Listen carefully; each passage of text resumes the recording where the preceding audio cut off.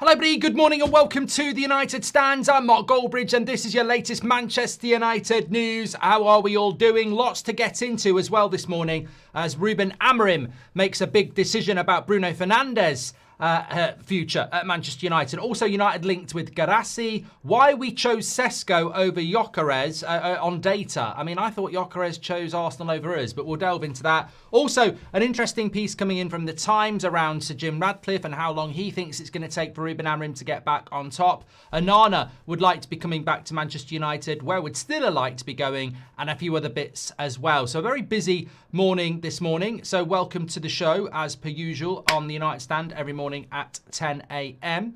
We're going to start off with this Bruno story, but I feel like there was something I wanted to do that I've completely forgotten before I went live, but I think I didn't forget. No, I didn't forget. Good stuff, good stuff. My first, bear with me, it's my first morning show in quite a long time, so, well, not even a week really, but still feeling the effects of potential jet lag as well. But I want to start off with this story about Bruno Fernandes. There is a story about Bruno Fernandes that was quite interesting actually that came out from The Times. At a bar in a team hotel in Kuala Lumpur at the end of last season, former United goalkeeper Lee Grant called an old colleague about after landing the Huddersfield Town job. Bruno grabbed the phone and joked, "He's not coming to Huddersfield with you, he's coming with me to Saudi." Ultimately, Bruno did decide to turn down the $700,000 a week deal he was offered.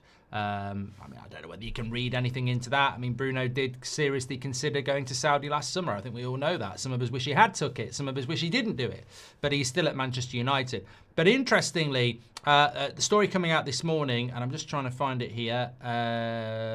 God, don't tell me oh God, you need to do better. I need to do better here. Like, I literally had this, and how can the title of the show can I not have the piece of story that I was going to talk about? Yeah, that's pretty piss poor, to be honest. I've got to reprimand myself here. This is really bad. Okay, well, I did read it this morning. I didn't sleep through it. So effectively, what the story was saying this morning, and I think it was coming in from Team Talk, I think it pretty much was them, was that Bruno Fernandes, Ruben Amorim has made a decision that in the longer term, i.e. after this season, he would be willing to move Bruno Fernandes on and rebuild his midfield, potentially bringing two midfielders in replace of Bruno Fernandes. Now, this is not something that's going to happen in the January transfer window, as we know. As we know, Casemiro is probably going to go in the summer as well. And if Bruno's going to go, that's our starting midfield gone. Whether that's a good idea or a bad idea, I mean, open that for the discussion. But I think it goes hand in hand with what the piece was in The Times, where it basically said that Sir Jim Ratcliffe is happy with the job that Ruben Amorim is doing so far, and there is a widely held view that he should only be judged after another 2 transfer windows, when the squad will look more like one of his own rather than a blend of players inherited from previous regimes. So I think that, look, there has to be an element of long-termism in what we're trying to do, and we remember a couple of international breaks ago, Sir Jim Ratcliffe was talking about 3 years. This latest article is talking about 2 transfer windows. I don't think that's January transfer windows, because I think Man United are a laughable football club. Let's call it that. They're laughable in how they ignore January transfer windows. Arrogant, naive, stupid, moronic. Call it what you like, but I don't think that's to do with January transfer windows. So I don't think we judge Amorim at the start of next season. I don't think that's what Sir Jim Ratcliffe's talking about, which would be 2 transfer windows time. I think he's talking about this summer transfer window coming up and the one after that. So basically, what Sir Jim Ratcliffe is saying, we don't need to judge Amorim until not this season, not next season, but the start of the season after that, which is basically 2 years away. Because I think they're talking about 2 summer transfer windows, which is preposterous, really, because a proper football club does do stuff in the January transfer window, but that's by the by. But if Ruben Amorim is of that mindset that he has got that support from Sir Jim Ratcliffe, and why wouldn't he believe that, then there's literally nothing sensational about Bruno Fernandes being in the end game at Manchester United, because Bruno Fernandes is not going to be at Man United in 2 years' time. He's just not. It's very, very obvious. He isn't a midfielder. That's not going to last forever. And he's clearly not a number 10. And I think more and more it's becoming very clear what Ruben Amorim's plan at Manchester United actually is. this season. It's Operation Champions League with short-termism. Casemiro won't be here next year, and yet he's our best midfielder. Bruno Fernandes might not be here next season, and he is our captain. So 2 players there straight away, and I think that has to be part of the longer-term vision, is that this openness to go, okay, this is this for now, but next year we're not going to do that. And it's not necessarily a bad thing for Casemiro and Bruno Fernandes. It's not like we're using them. I mean, God, that's preposterous as well. The fact that we're using Bruno and Casemiro to get Champions League football and then we're going to jettison them out the football club. Yeah, we're using a couple of players that are on 300 grand a week and will literally go and earn that or earn more than that somewhere else. I mean, Bruno and Casemiro will be absolutely fine next season. One of them is going to double their money. So the short-termism works both ways. I personally think in the summer, Bruno was going to go to Saudi, and the only reason he didn't was his family wasn't quite ready. And Man United begged him to stay, and it was all about, let's just do another year. And I think that's what will happen. So I see this as good news. I'm convinced Casemiro's going based on what I was told before I went to New York. On Bruno, I would still say if we get Champions League football, he might want to stay and play Champions League football. But United would need to be a little bit more direct on that one and say, yeah, well, look, thanks, but no thanks. We don't want you to stay and play Champions League football. We're rebuilding the midfield. You're not going to start, and you're not going to start as a number 10 either. So, and you're not going to be captain. So it's time to go. And that's how Man United should be working. And I know I can see people in the chat already, typically that's absolutely expected that you're going to get these types of confirmations, of course. But I also think that it's, without doubt, as Malik said, there'll be a time to go. There is nothing wrong with the volume. There is nothing wrong with the volume. Can we delete or time out volume, people? Because we're actually trying to have a morning show here, and there's nothing wrong with it. Welcome to the Members Club, Jokers, who's been a member for 41 months. And should United sign Travis Head on loan at left wing back, says Enchanted. Okay, we'll move on. Thank you, everybody, on my first morning show back for talking utter shite. Appreciate that. I'll carry on with the show. But look, with Bruno Fernandes, I believe that we have to live in the now and in the future. And some people can't do this. And maybe some people haven't worked in organisations where that happens. But I have. You have a team for the now and you have a team for the future. And the mindset of, some people is they can't deal with that. They can't deal with niche little levels of a conversation. And I'm very happy and comfortable with the fact that Amorim's midfield at the moment is Bruno and Casemiro. But next season it can't be. So I literally sit there and go, I hope they have a really good season for us, but there's nothing they can do this year that makes me want them to be there next year. Literally do not keep them next season. Get rid of them. Both of them need to go. And I think we're probably working towards that. In the case of, I think that Casemiro's gone.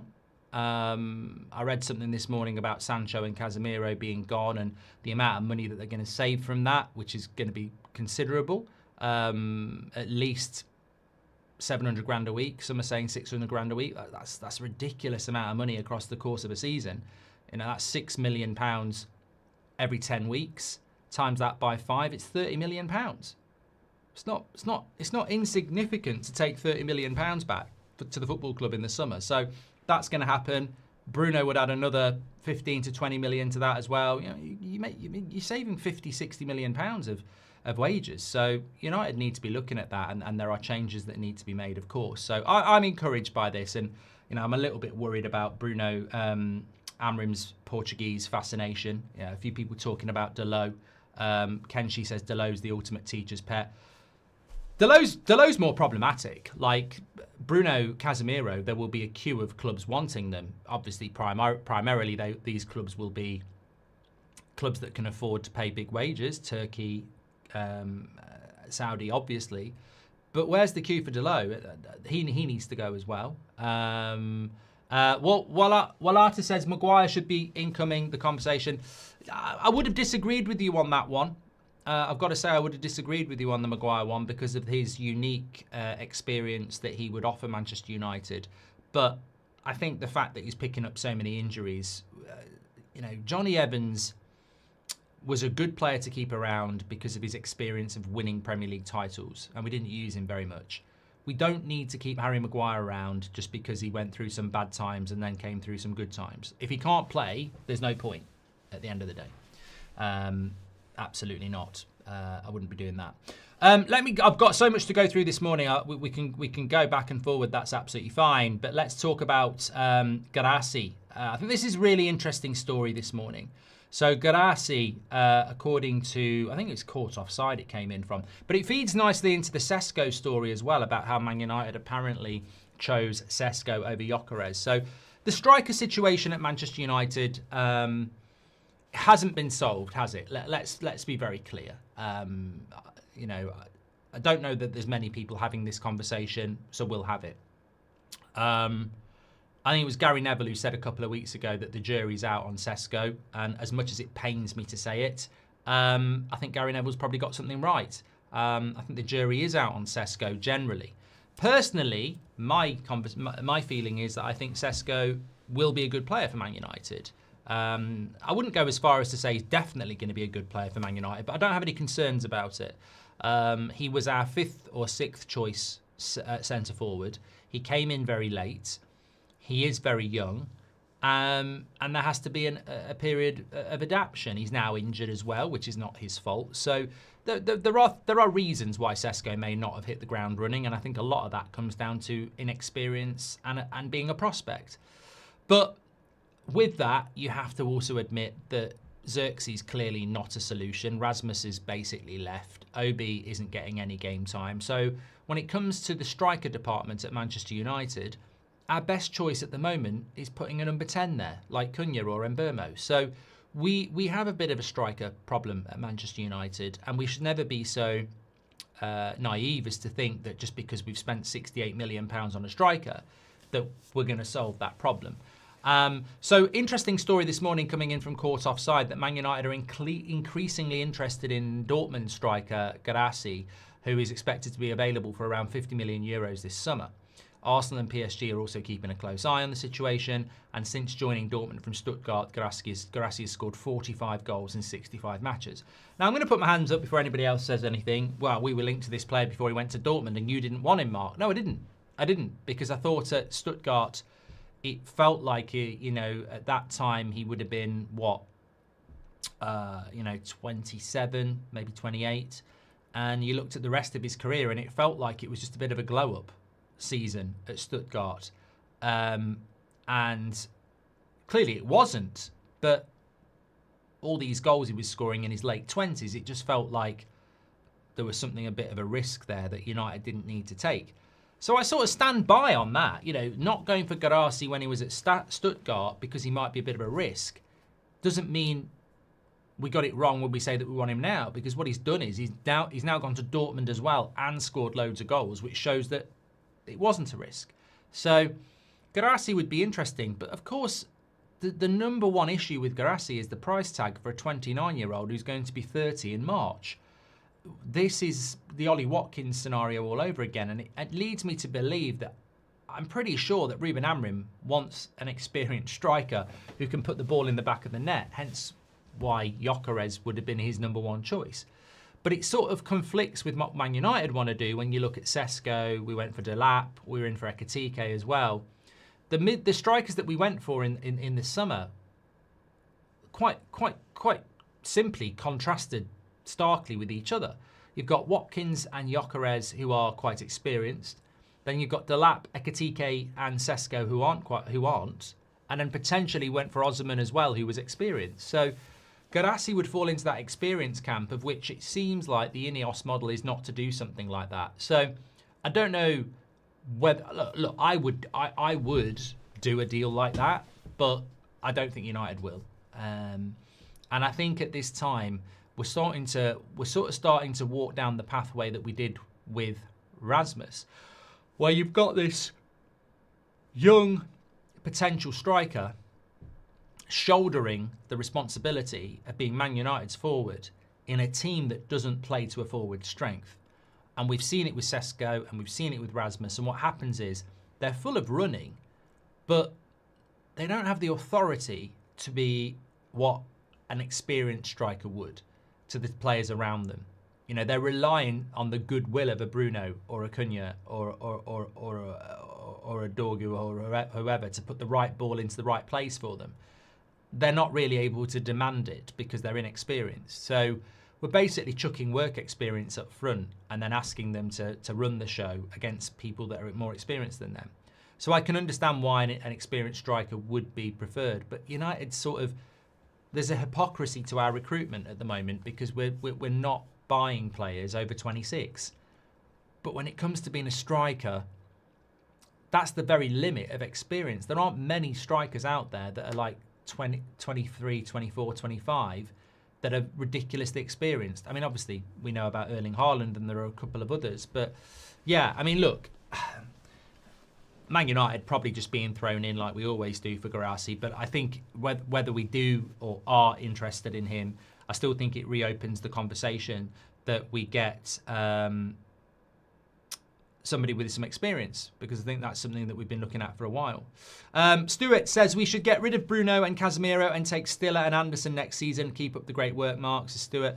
Well, look, I'm not going to repeat what I said to you yesterday, but I am.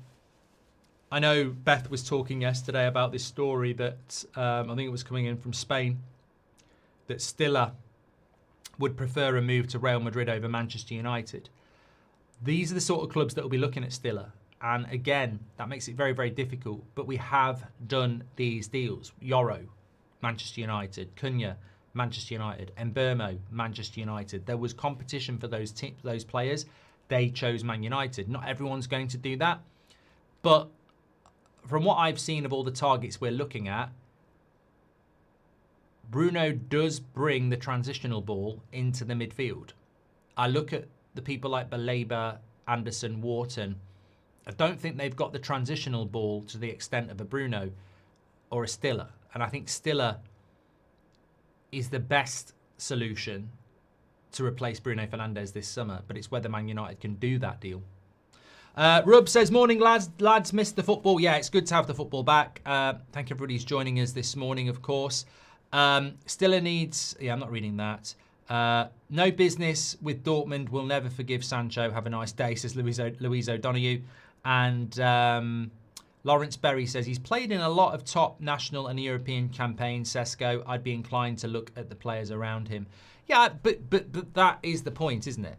That is the point. He deserves to be given time, and he deserves to be given patience, and he is a prospect. So I think with Sesko, there aren't, there is going to be people who are concerned, but I'm not particularly concerned. I still think that we've got a very interesting striker there.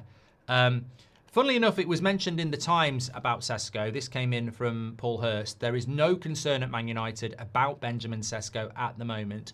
United are satisfied with his movement off the ball, and he's so determined to make his mark that he is often at Carrington at 8:30 a.m, far earlier than his colleagues. I always find that laughable, by the way. You know, over the years, we've heard about this. Delot staying behind to practice free kicks. Ronaldo was there early. You know what? It's impressive, but it's not. Because ultimately, I could be the shittest player in that squad. And I could turn up at 7 and I could stay till 7. Does that mean you want me to start against Everton? Like, some people might call you a beg. It's like training starts at 9, it finishes at 5. Some people will turn up at 9 and go home at 5 and they'll be your best players. Some people will turn up at 8 and stay till 6 and they might get injured because they're doing too much. They might be shit and eager to please. They might have an apple in their bag. They might be determined. It's great. Look, it's good, but ultimately, when you scratch the surface of it, new striker comes to Man United and wants to work hard. Good. Good. I don't think it's newsworthy. I think good. I expect that. You're at Manchester United. I want players that are hungry. And we've heard this about Sesko and his professionalism, but that's not going to be the thing that solves this problem. The thing that's going to be solving this problem is his adaptation to the Premier League. And you're not going to get that by getting there at 8:30. It's what you do on the field. And the team needs to support him with that. I think it was a great comment that we just read out. Sesko can turn up at 6 a.m. and he can be there 24 hours a day. But if he doesn't get if he doesn't adapt to the league and he doesn't get the support from the colleagues around him, it won't matter. I mean, where we are in the league for crossers in the Premier League is bottom half. And yet we've probably got the tallest striker in the Premier League. It's hard to think of a taller striker than Sesko, and we're not even in the top half of the table for crosses into the box. These are the things that people might think it's a little bit too simplistic, but it's glaringly obvious. It also goes on to say that Manchester United, this is interesting.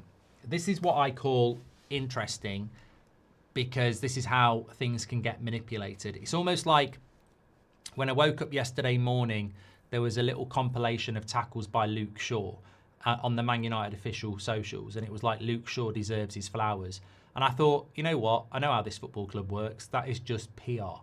That is just PR for a player where somebody's sat in the data room and gone, you know, Luke Shaw's doing really well at the moment, but his popularity, we're looking at the polls, and then the popularity, loads of people still want to get rid of him. We could really do with boosting his post. And don't say to me that Man United don't do that, because they were doing it 10 years ago.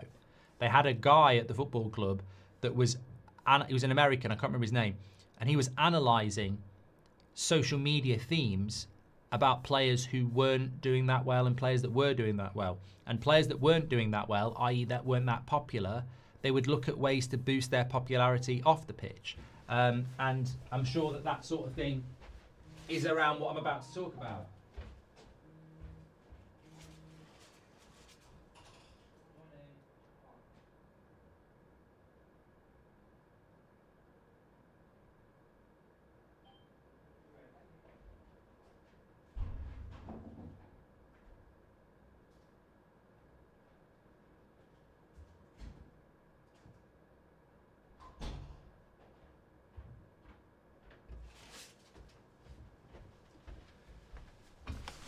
And what I'm about to talk about is that Manchester United relied on data to make their summer signings. They chose Sesko over Gyökeres because he runs more off the ball.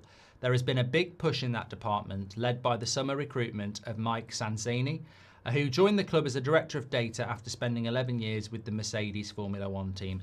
What a crock of shit. And look, you might not like that. I'm sure we're going to beat Everton on Monday. Hopefully we're going to go on a great run, and, you know, that's brilliant. But I think as fans, we also have to be very aware just of how close we are to things going bad. I mean, there's a story in the Times about how many people at United thought that Amorim was going to get sacked after the Grimsby game. So that's how perilous the position can be.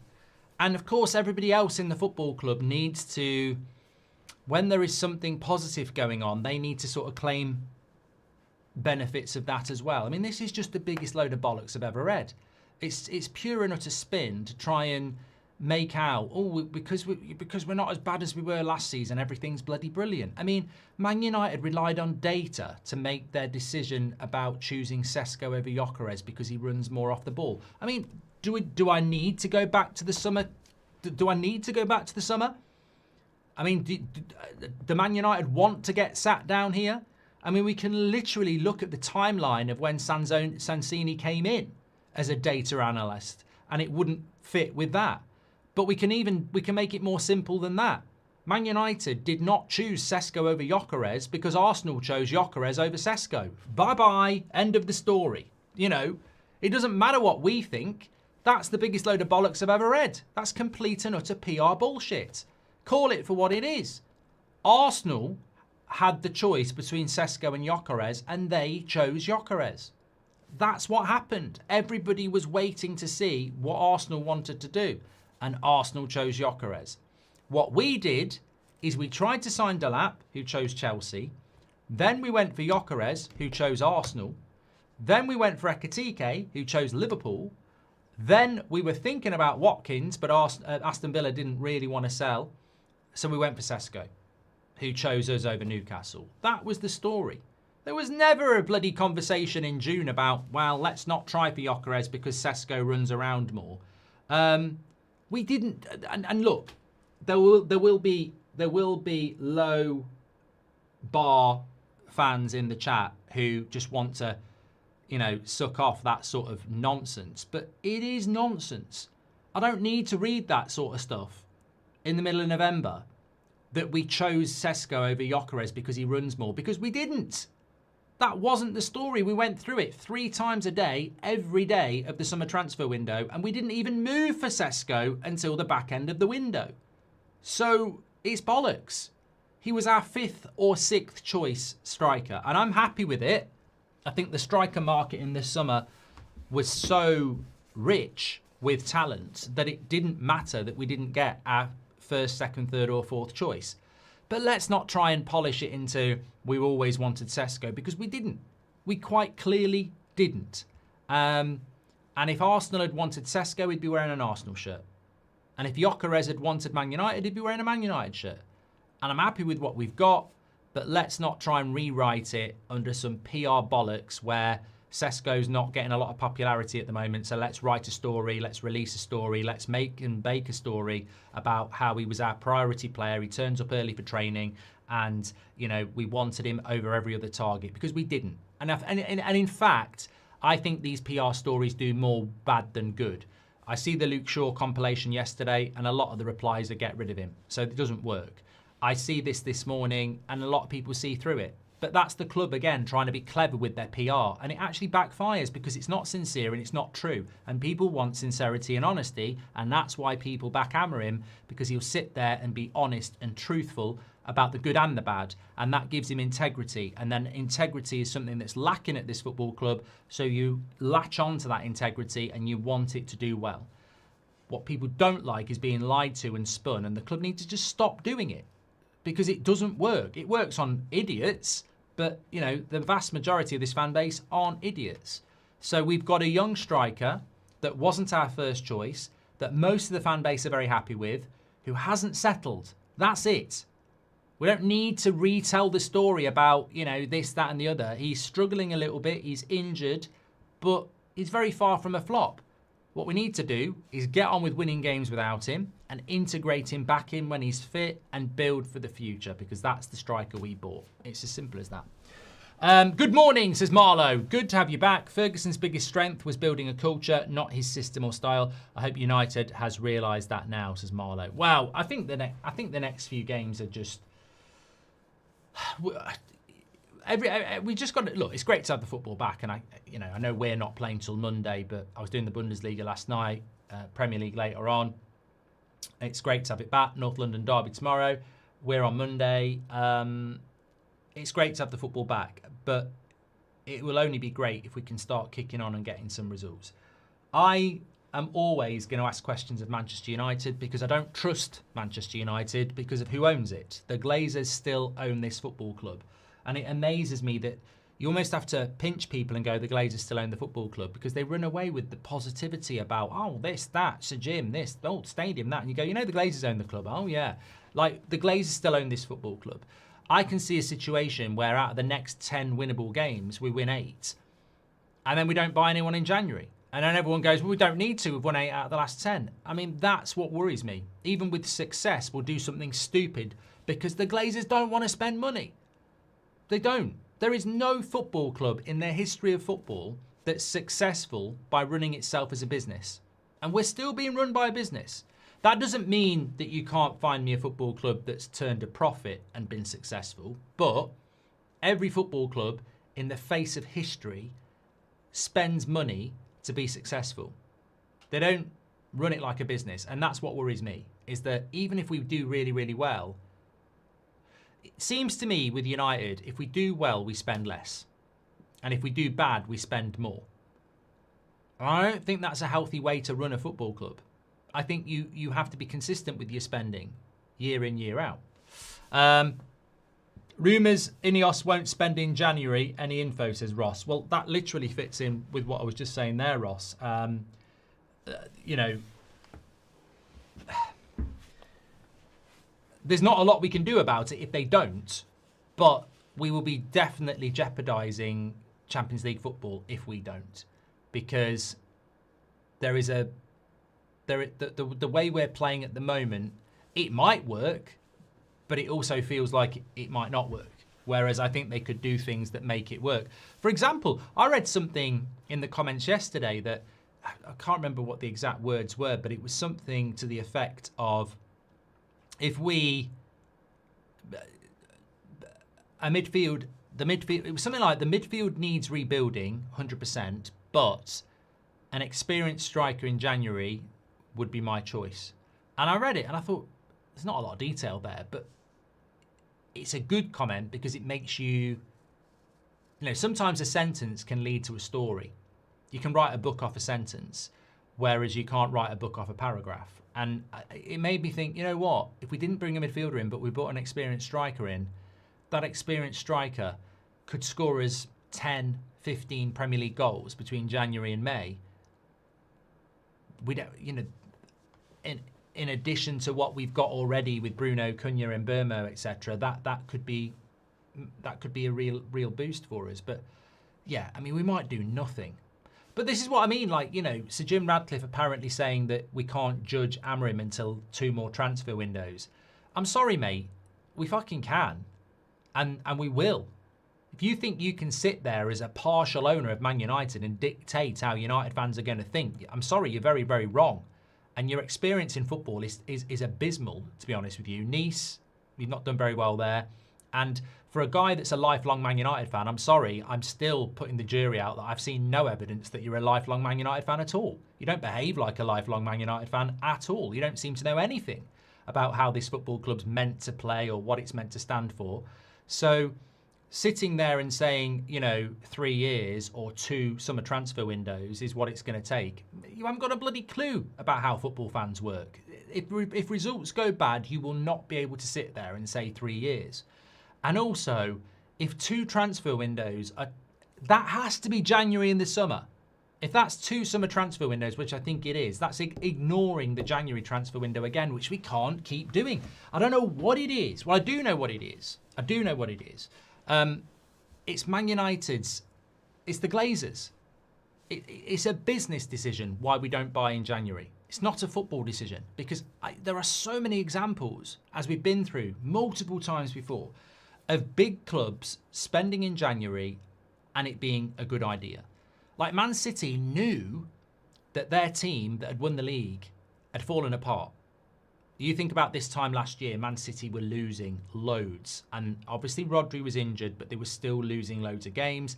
They were the champions of England and it had all gone to shit. What did they do? They didn't think, oh, we'll be okay. Oh, we'll be back. Oh, let's wait till the summer transfer window. They went into the January transfer window and I think they bought 3 players. Definitely 3, maybe 4. And then in the summer, they went and bought another 4 or 5. So over the space of 2 transfer windows, they bought about 8 players. You can't buy 8 players in one window. But Man United will go, yeah, we're not going to do anything in January because we've got our targets for the summer. We need about 10 players. Amorim needs about 10 players, ASAP. If you spent in January and you spent players in the summer, you could get 8. But you're never going to get 8 in one summer. And this is exactly what Man City did. We won the league, we've lost the league, we want to win the league again. Bang, bang. And Man United will be there going, nah, you can't do anything in January. You fucking can. Your bloody noisy neighbours literally did it last year. They rebuilt a team in the space of 6 months. And you're talking about rebuilding a team in 3 years like that's the way football works. It's not a fucking stadium, mate. Build the team, build it now, build it quick. Amorim knows what he wants, get on with it, you know? So, look, to answer the question, any news on Man United not doing anything in January? I think we will do something in January. I said this time last year, I think we'll do something in January. People feel like we didn't. We did. We brought Dorgu in. So I think we will do something in January. Whether we'll do what's needed in January, that's by the by. So Jim Radcliffe saying we can't judge Amorim until 2 more windows. Feels like he really means don't judge Ineos. Well, Pa Lynch, you're exactly spot on. You're exactly spot on. You know, people mistakenly think it's Sir Jim Radcliffe being the nice guy and, you know, backing Amorim. And in a sense it is. But, you know, well done for seeing what it is, really. If Amorim's given a long time, Ineos are given a long time. Because ultimately, a manager's failings always goes uphill. We don't get Glazers out when Ten Hag was finishing in the top 4 and winning the Carabao Cup. We do get Glazers out when Ten Hag's in 8th place and, you know, scamming an FA Cup. We didn't get Glazers out when Jose had finished second in the league. We did get Glazers out when Jose was going to be sacked. So, you know, Jim Radcliffe's not stupid. The more he publicly says it's a long vision for Amorim, the more he's really saying is, you know, buying himself more time, of course. Will you ever go on a fans forum on a match day, says Saint Blanco? I'm sure it will happen at some point. It's not. I wouldn't say it's at the top of my bucket list, but it's not unachievable. Seth says, morning, Mark. We've had false hope with previous managers, but I feel the mentality is totally different now. Players are bleeding for the club. Thoughts? Yeah, we did lose. I mean, it's funny what an international break can do, because let me just take you back to our last game. That Spurs second half was shit. The Forest game before that, the second half was shit. So it's funny what an international break can do, because I feel the same, Seth. You know, I'm not knocking the comment. I feel the same. I'm looking at the next few games. I think we will beat Everton. I think we will beat Wolves and West Ham. And we've got Wolves twice, haven't we? I think we can beat Burnley and Leeds. The games that concern me the most are Villa away, Palace away. I think we'll beat Bournemouth at home. I think we'll beat Newcastle. So I can see 8 wins out of 10, and it could be better than that. So an 8 wins out of 10, Seth, would feed into the mentality change and people bleeding for the club, etc. But our last 2 games, I didn't see that. I didn't see people bleeding for the club. I mean, Cunha had his worst game in a Man United shirt. And Burma was kept very quiet. So, you know, our last 2 games were a bit shit, to be honest. And yeah, I do agree with you. I feel like maybe the international break, a break from football, builds that positivity. We've got a good run of games. It's trust, isn't it? It always comes down to trust. Do you trust these players? Thank you very much for that, Seth, as well. Appreciate that. Done that one as well. From that too. Okay, let me whiz through some more of this news this morning. So, apologies, I'm still a little bit not with it, because I got some good sleep last night, but I'm still not quite back 100%. Oh, this will lighten the mood a little bit. So this came in yesterday from iPaper.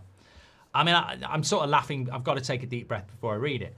So, Andre Onana is not giving up hope of regaining the #1 goalkeeper spot at Man United when he returns from his loan at Trabzonspor. I mean, honestly, mate, like, you know, I sort of mentioned this on the watch-along last night. This is like your mate saying... So, imagine you've got a mate and he's been in a relationship and it's broken up and you know it's the best thing, yeah? And you're out for a drink with that mate, and they've been broken up for a period of time, and he says, I'm determined to win them back. And you know that that person that they broke up with has basically been going out every night getting it good from everywhere, yeah?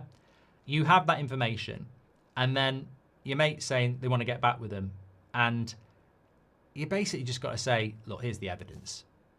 Look, it's all over socials, like the different one every night. Like, they're having a great time without you. Clearly, they don't want you back. Have a bit of pride, zip it, and move on. Onana, you ain't coming back to Man United. You can be Mr. Determined, you can be Mr. Rejuvenated. You ain't coming back, and no one wants you back.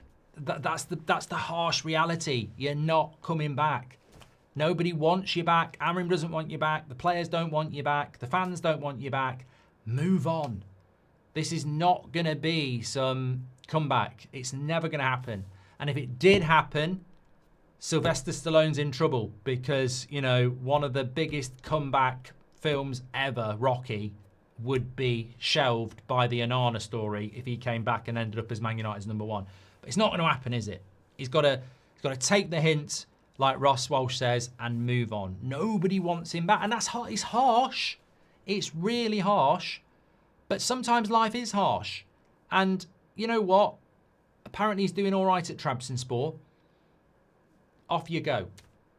There is no way back, because Amorim didn't want you in the first place. Like, Amorim's not there going to bed every night going, all I want, you know, is putting Take That Back for Good on every night. Amorim's lying there in bed crying, listening to Gary Barlow saying, I want you back for good. Not Gary Barlow in Amorim's bed. That would be ridiculous. I mean, he's listening to a CD, if people listen to CDs. At the end of the day, The music of Take That Back for Good is on. Gary Barlow's singing it, and Amorim's listening to it, going, "Oh, I want you back for good." Oh. He ain't doing that.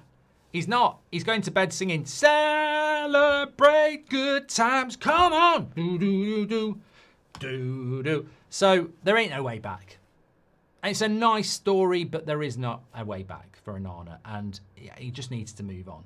He just needs to move on. I think sometimes if I'm being critical of modern society, it is fantasy and not reality. You know,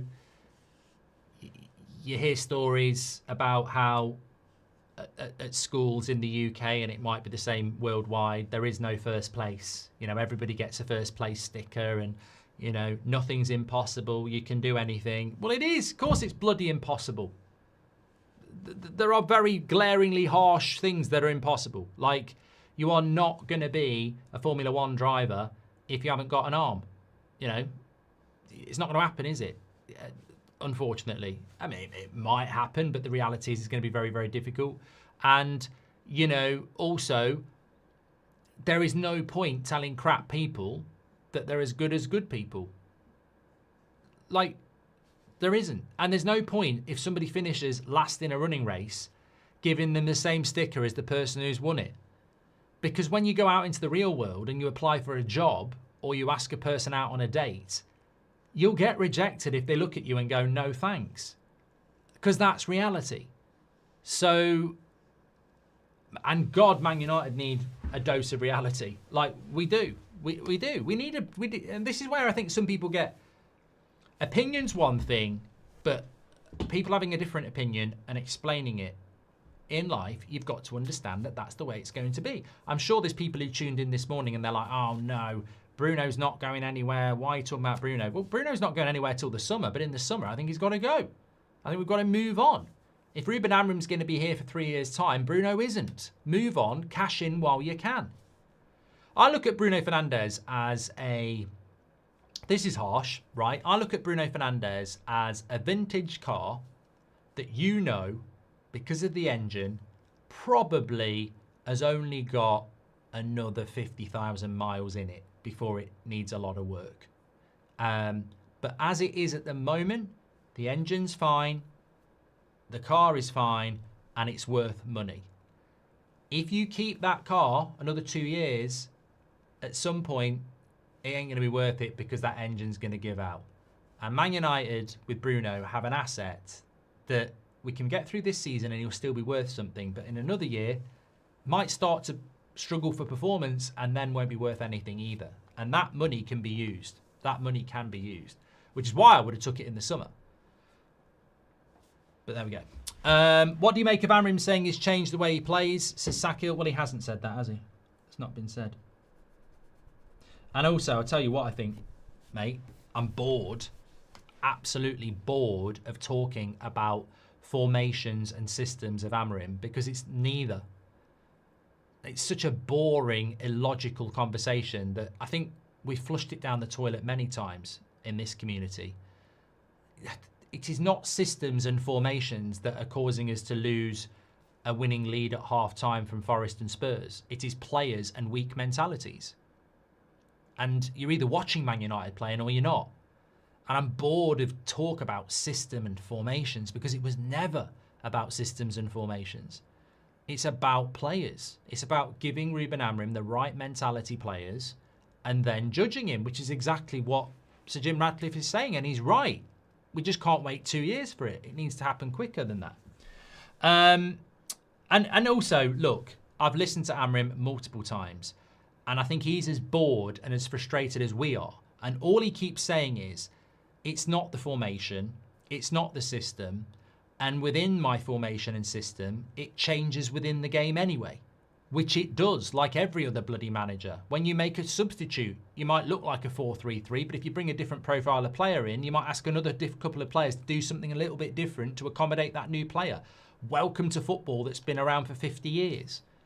I mean, sometimes I pity the stupidity of the analysis of football in the modern day. It's like, you know, there are people who've clearly never kicked a ball in their life, who just log onto a computer, look at some stats and try and, algorithmically analyse football.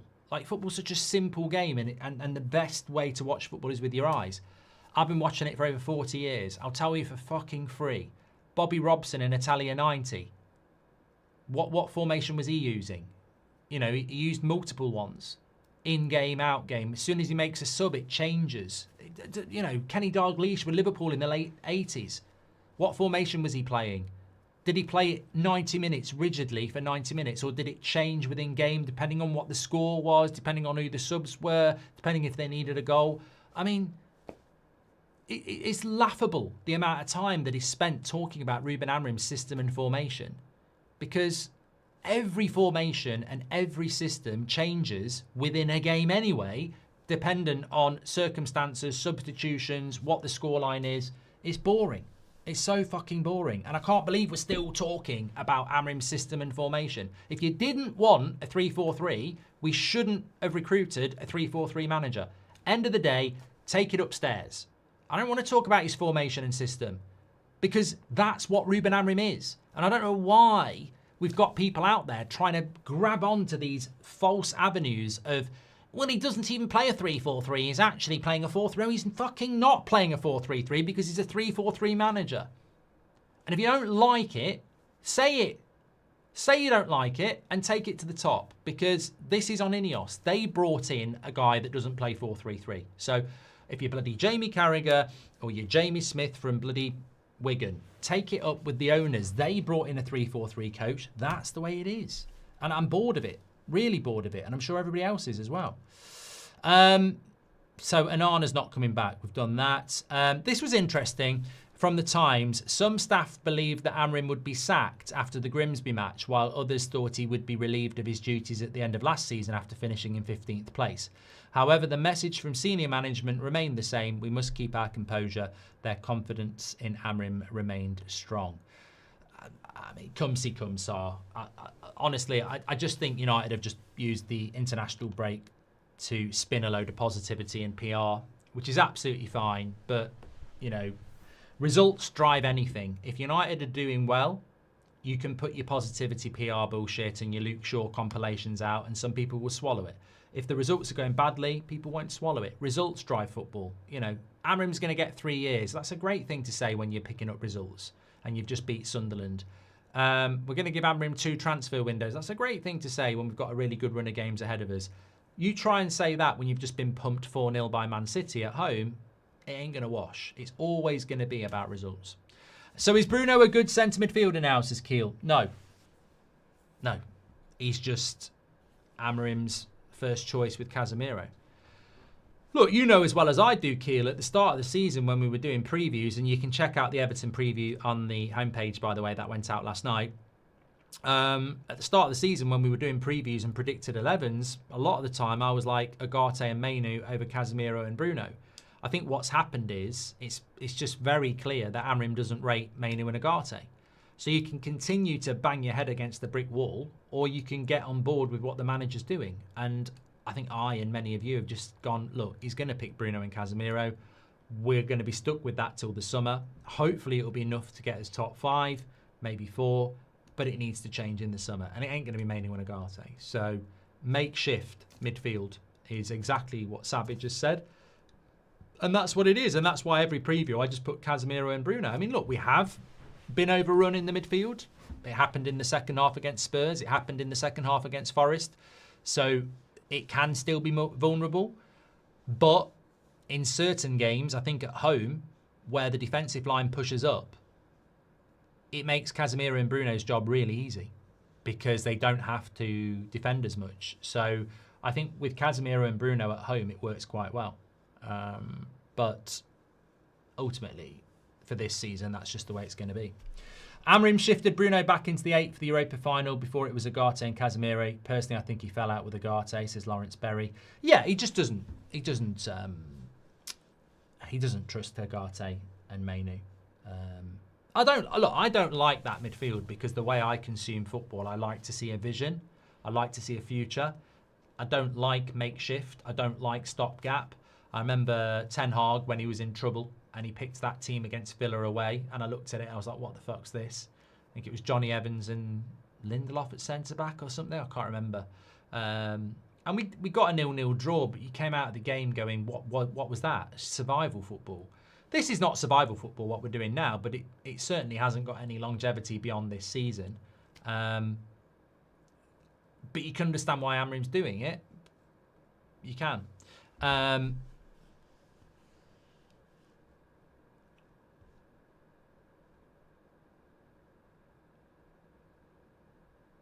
Delo and Maguire need to go too. Maguire injuries, he's not point to keep him, says Irene.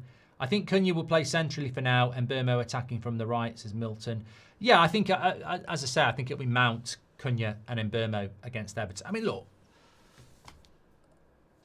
I wish we were playing this weekend. It's Monday night, but that should be a comfortable win against Everton. And then you're looking at Palace, and if we can go to Palace and win, I think it's very exciting because then you've got Wolves and West Ham. We could win 4 games in a row. The guy might be getting his hair cut against Bournemouth, you know? Nobody that matters says surely he'll push Bruno back forward in January with Mbeumo and Ahmad away at the AFCON.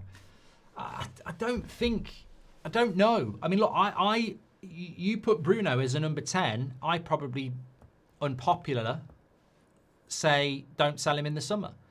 I like Bruno Fernandes. I like him as a 10. I can't stand him in the midfield.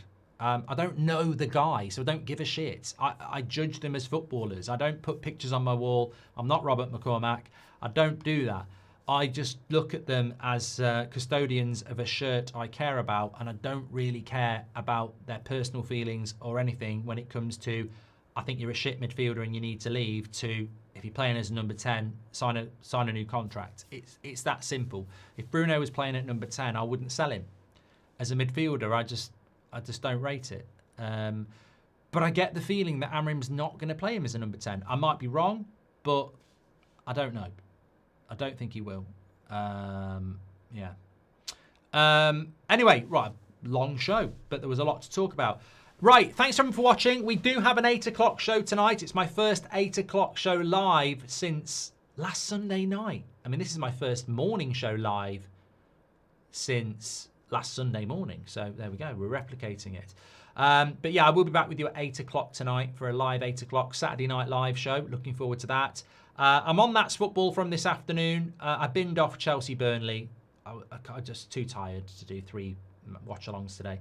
So I'm going to do the 3 o'clock games, and then I'm going to do Newcastle-Man City, and then back here at 8 o'clock. So thank you, everybody. It's good to be back. How many Dillit posters have you got, says Robert McCormack. I don't do posters on the wall. I'm surprised there's any room on your wall. I mean, Harry Kane and Rashford literally stuck together. Not in that way, but you know what I mean. Just vying for space on Robert McCormack's wall. And probably Mason Mount as well. Let's not forget Mason Mount will be up there too. Big up, Robert. Hope you're doing well. Thanks everyone who did Super Chats today. Really appreciate. And everyone who's watching live, don't forget to smash a like and subscribe. We're back at 8 o'clock tonight. Thanks everyone for watching. Stay safe. Take care.